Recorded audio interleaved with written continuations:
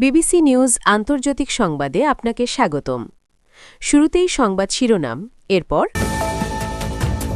চীনের আমন্ত্রণে যুক্তরাষ্ট্রে যেতে পারেন ইরানের পররাষ্ট্রমন্ত্রী। সাংবাদিকের প্রশ্নের উত্তর না দিয়ে চলে গেলেন মোদি। রাশিয়া চীন সম্পর্ক অভূতপূর্ব উচ্চতায় পৌঁছেছে পুতিন। রুশ তেলের ওপর নিষেধাজ্ঞা শিথিল করল যুক্তরাজ্য। এতক্ষণ শুনছিলেন সংবাদ শিরোনাম। এখন বিস্তারিত। আপনি যদি মুসলিমদের পাশে থাকতে চান তাহলে ভিডিওতে লাইক করে চ্যানেলটি অবশ্যই সাবস্ক্রাইব করে দেবেন। চীনের আমন্ত্রণে যুক্তরাষ্ট্রে যেতে পারেন ইরানের পররাষ্ট্রমন্ত্রী। ইরান ঘিরে মার্কিন প্রেসিডেন্টের হুমকির মধ্যেই যুক্তরাষ্ট্র সফরে যেতে পারেন পররাষ্ট্রমন্ত্রী আব্বাস আরাঘচি। নিউ ইয়র্কে জাতিসংঘের নিরাপত্তা পরিষদের এক অধিবেশনে তাঁর যোগ দেওয়ার কথা।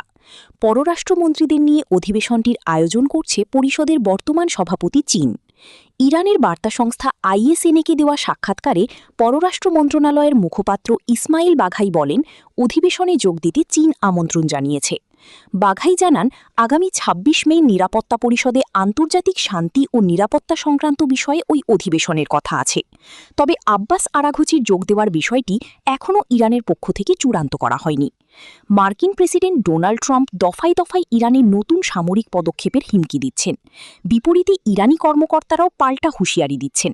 একই সঙ্গে যুদ্ধের আনুষ্ঠানিক সমাপ্তির লক্ষ্যে কূটনৈতিক তৎপরতাও সচল আছে। সাংবাদিকের প্রশ্নের উত্তর না দিয়ে চলে গেলেন মোদি। নরওয়ে সফরে গিয়ে সংবাদ মাধ্যমের স্বাধীনতা ও মানবাধিকার ইস্যুতে কঠিন প্রশ্নের মুখে পড়েছেন ভারতের প্রধানমন্ত্রী নরেন্দ্র মোদি এবং দেশটির কর্মকর্তারা। ঘটনাটি ঘটে নরওয়ে সফরে থাকা মোদির এক যৌথ সংবাদ সম্মেলনে।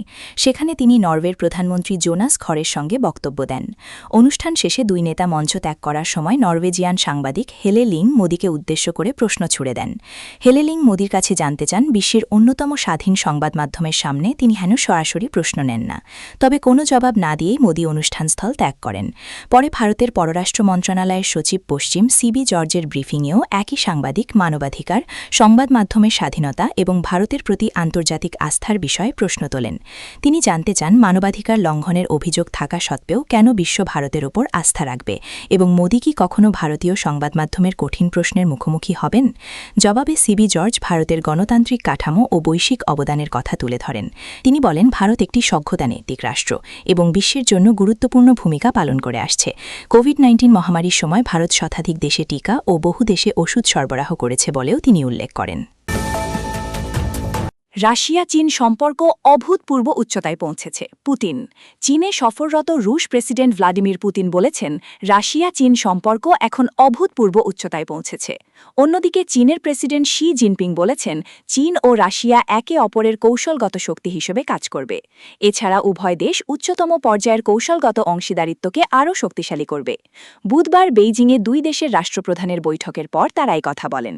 বেইজিংয়ে উচ্চ পর্যায়ের বৈঠকে শি জিনপিং এবং ভ্লাদিমির পুতিন দ্বিপাক্ষিক সম্পর্ক, বৈশ্বিক পরিস্থিতি ও কৌশলগত সহযোগিতা আরও গভীর করার বিষয়ে বিস্তারিত আলোচনা করেন।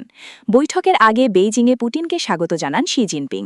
রাশিয়ার সংবাদ মাধ্যমে প্রকাশিত ভিডিওতে দেখা গেছে, বৈঠক শুরুর আগে বেইজিংয়ের গ্রেট হলের বাইরে দুই নেতা কর্মমর্দন করেন। রুশ নেতাকে স্বাগত জানাতে গ্রেট হলের প্রবেশপথে লাল গালিচা বিছানো হয়। বিবিসি জানায়, স্থানীয় সময় বেলা 11:45 গ্রেট হলে এই বৈঠক হওয়ার কথা ছিল। নির্ধারিত সময়ের আগেই বৈঠক শুরু হয়। সংক্ষিপ্ত এই বৈঠক প্রায় 15 মিনিট ধরে চলে। বৈঠকের পর দুই দেশের মধ্যে বাণিজ্য, প্রযুক্তি, জ্বালানি, মেধাস্বত্ব এবং বৈজ্ঞানিক গবেষণা সহ বিভিন্ন খাতে 20টিরও বেশি চুক্তি সই করা হয়।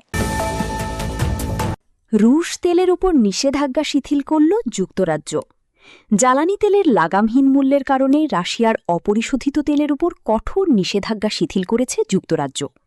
এর ফলে তারা তৃতীয় কোনো দেশে পরিশোধিত জেট ফুয়েল ও ডিজেল আমদানি করতে পারবে।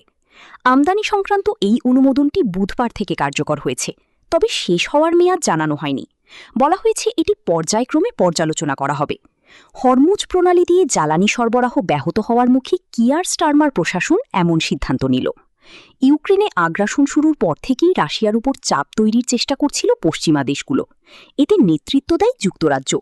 মঙ্গলবারও তারা রাশিয়ার উপর চাপ তৈরির প্রতিশ্রুতি সংক্রান্ত G7-এর একটি যৌথ বিবৃতিতে স্বাক্ষর করেছে। G7 বিশ্বের উন্নত অর্থনীতির দেশগুলোর একটি ফোরাম। এর আগে যুক্তরাষ্ট্র রাশিয়ার তেলের উপর নিষেধাজ্ঞা ৩০ দিনের জন্য শিথিল করে।